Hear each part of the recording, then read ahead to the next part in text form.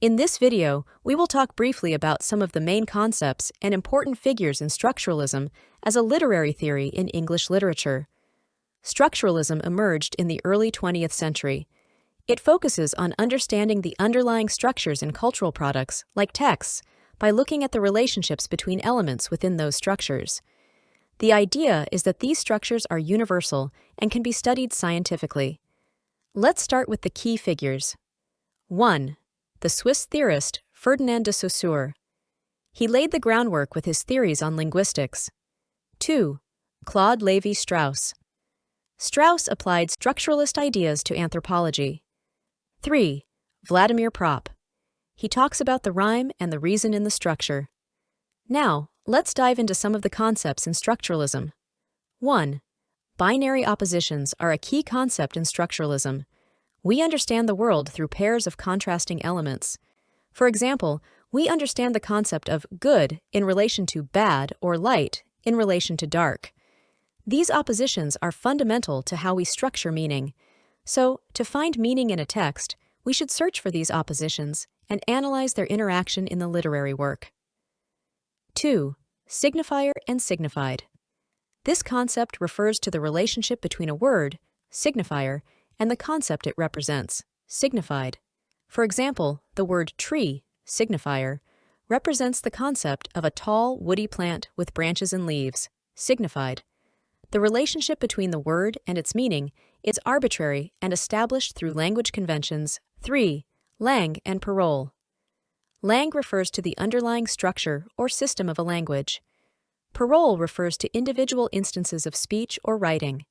For instance, consider the difference between the rules of grammar, Lang, and the actual sentences people speak or write, parole. The rules of grammar dictate how sentences should be structured, while parole involves the actual use of language by individuals. 4. Syntagmatic and paradigmatic.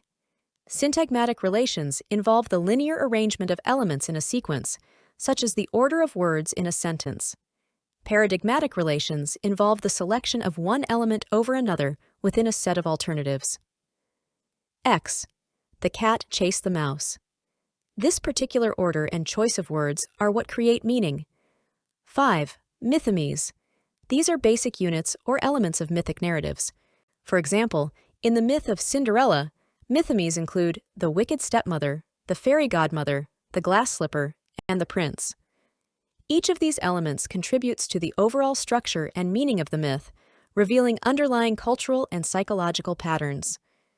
To elaborate on this, let's talk about Structures of Narrative in Folktales by Vladimir Propp.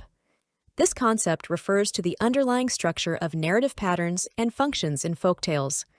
For example, in the fairy tale Little Red Riding Hood, the narrative follows a pattern of the heroine encountering a wolf, being deceived by the wolf, and ultimately being rescued by a woodsman. These recurring narrative functions form the rhyme and reason of the story, providing a framework for understanding its structure and meaning. 6. Synchronic versus diachronic analyses. Synchronic analysis studies a language or system at a specific point in time. Diachronic analysis examines the changes and evolution of a language or system over time. These recurring narrative functions form the rhyme and reason of the story. This provides a framework to understand its structure and meaning. If you find this video useful, subscribe to this channel for more content on English literature. Thanks for watching.